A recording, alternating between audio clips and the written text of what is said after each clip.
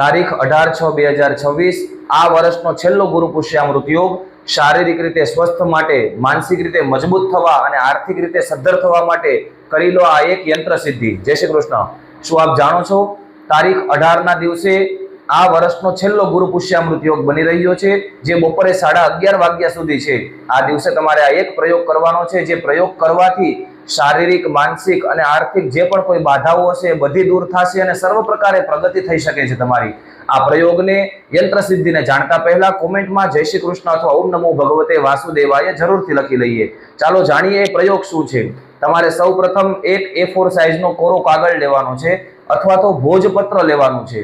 આ બંનેમાંથી કોઈ એક વસ્તુ લઈ એમને તમારે હળદરવાળા પાણી અને એ પાણીની અંદર થોડું કેસર પધરાવીને ડુબાડી દેવાનું છે। ત્યારબાદ એ કાગળને બહાર કાઢી અને સૂકવી નાખવાનું છે। કાગળ એકદમ પીળો થઈ જાય એનું ધ્યાન રાખવાનું છે।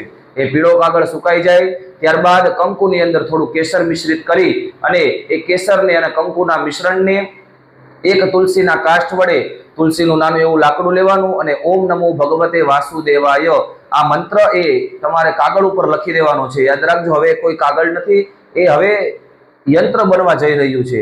ત્યારબાદ તમારે 108 અથવા 1008 વાર ઓમ નમો ભગવતે વાસુદેવાય આ મંત્રના જપ કરતા કરતા એ યંત્ર ઉપર તુલસી પત્ર અથવા તો પુષ્પ અર્પણ કરવાના છે અને એ દરમિયાન એક દીવો ચાલુ રાખવાનો છે।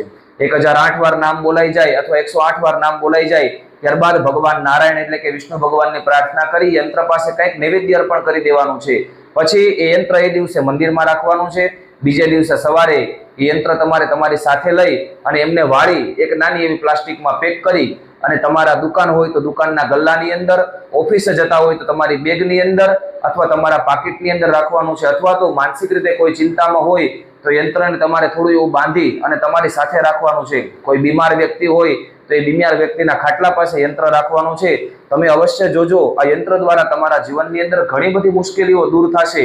આ માહિતીને અત્યારે જ તમારા પરિવાર સુધી શેર કરો અને આવી જ જાણકારી માટે અત્યારે જ અમને ફોલો કરો। જય શ્રી કૃષ્ણ।